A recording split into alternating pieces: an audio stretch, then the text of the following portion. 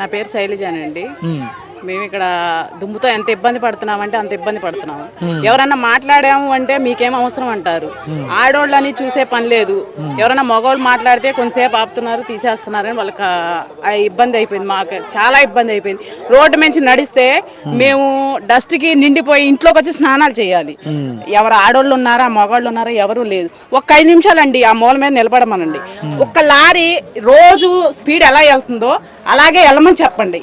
ఆ dust allergy మాకు ఎలా వస్తుందో మా సిచ్యువేషన్ ఏంటో వాళ్ళకి అర్థమవుద్ది.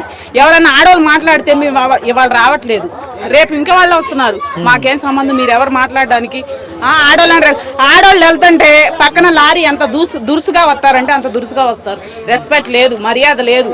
మమ్మల్ని నిమ్మకాయలు తొక్కించినట్టు తొక్కిచ్చేస్తున్నారు. ఇప్పుడు ఎవరైతే నిమ్మకాయలు తొక్కించినట్టు తొక్కిచ్చేస్తున్నారో వాళ్ళు వచ్చి ఇక్కడ మాట్లాడాలి. ఎవరైతే మావా ఇక్కడ ఉన్న వాళ్ళందరూ డ్రైవర్లే. సాటి డ్రైవరు నైట్ డ్యూటీ చేసి వచ్చి నిద్రపోవడానికి లేదు, అక్కడి నుంచి ఆరన్ కొడతారు. నిద్రపోవడం లేదు, పిల్లలు లేదు, ఎవ్వరు లేరు. మేము పొలం పనులకి వెళ్తాం, మేము నిద్రపోవాలిగా. నిద్రపోయేది లేదు, పని చేసుకునేది లేదు. లారీ ఎంత స్పీడ్గా వస్తారో అంత స్పీడ్. మాకైతే లారీలు వద్దు, మా రోడ్డు మాకు కావాలి.